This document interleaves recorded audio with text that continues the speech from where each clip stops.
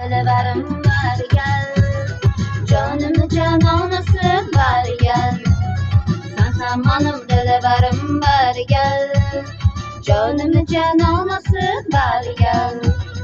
İki cihan serverim bari gel, derdimi dermanası bari gel. İki cihan serverim bari gel, derdimi dermanası bari gel. Bari gel, bari gel, bari gel, canımı cananası bari gel.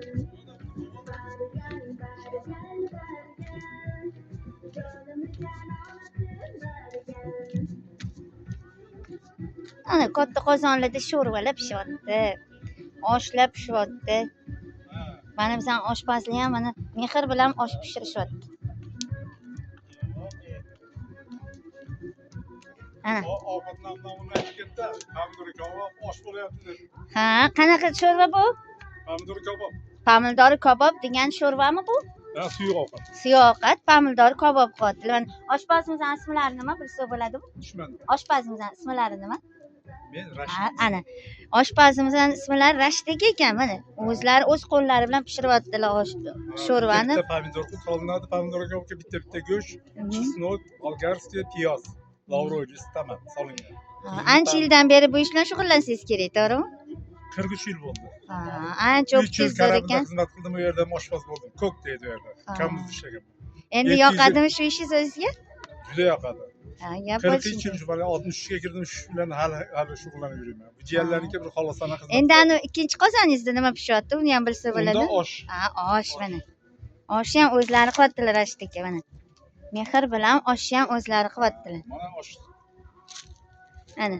Xudo xohlasa oshlarni ham ko'ramiz sizilganda. Qo'lingiz juda shirin bo'lsa kerak, xudo xohlasa. Ha, xudo. Mazza qilib kechidan beri shu antidan osh yeb ketamiz deb, mana shu zo'r povur chaqirgan bizni deyishgan. Toshkentga kelyapmiz. Ha, atidan Toshkentdan shu yerga keldik, shu osh yeb ketamiz deb.